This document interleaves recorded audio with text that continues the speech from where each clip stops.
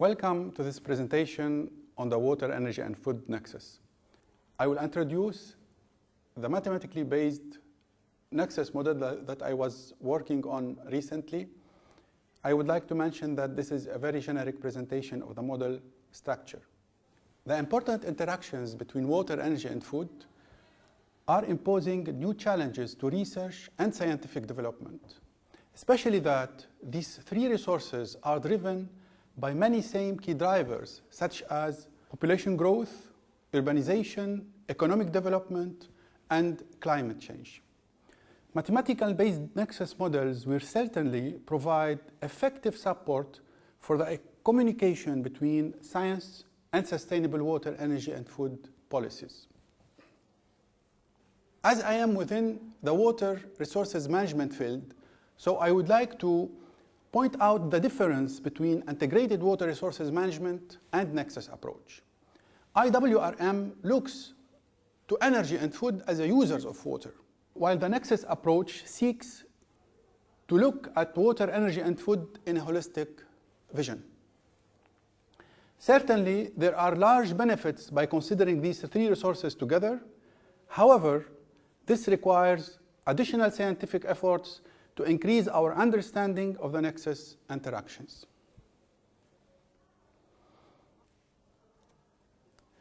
The water, energy, and food nexus interactions are complex and dynamic, and they directly and indirectly affect one another. Let me here explain the meaning of direct and indirect effects. For example, looking at the effect of new additional demand for food, it generates within the nexus a need for inputs from water, energy, and food resources. This is the direct impacts. But these water, energy, and food outputs themselves generate once again a need for additional resources. These are the first measures of the indirect impacts, and so forth.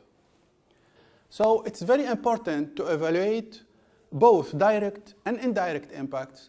Otherwise, we are losing accuracy and we are evaluating wrong values, which will misleading response options and policies. We need methods and tools to design, quantify, and prioritize response options that are applicable at the local, national, and regional levels. Let me now start talking a little bit about the developed Q-Nexus model. This model is built on flexible structure to take into account variations related to local, national, and regional particularities, as well as being able to perform in one integrated approach quantification, scenario analysis, and optimization. A set of equations are developed to mathematically shape the Q-Nexus model. These equations are presented in the open access paper published at CWEEE journal. It can be obtained through the link shown in this slide. I will present in details the developed equations in further lectures. A set of inflows were identified for the different resources. As you can see, that surface water, groundwater, desalination, wastewater, and drainage water reuse covering the water sector, imported petroleum, and all types of electricity, including renewable energy, covering the energy sector, and irrigated cereals, irrigated roots, and other food production items covering the area of food. I would like to mention that these inflows are particularly identified for the Lebanese case study. The organization of these elements could change to take into account diversification related to local, national, and regional particularities. Now, I will present the key technical features of the developed Q-Nexus model. In terms of nexus quantification, when the intersectoral and final use values are constructed, then we could say that the nexus accounts are finalized. This represents the business as usual. The resulting technology matrix reflects the technologies and management policies contained in the Nexus.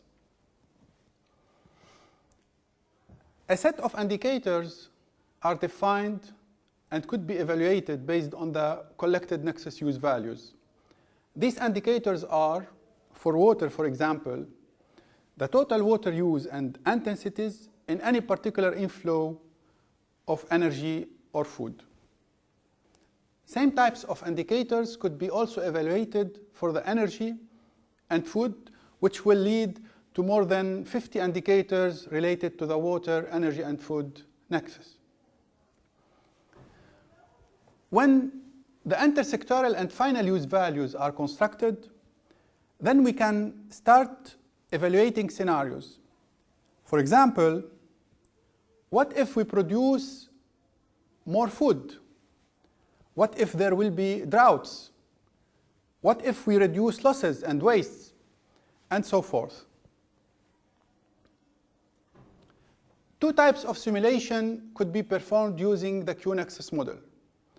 The first type consists of assuming variations of the values of the y vector. For example, by producing more resources or by reducing losses and wastes, what will be the consequences on the water, energy, and food use quantities? The second type of simulation is by changing the technology coefficients of the Nexus using best practice technology matrices.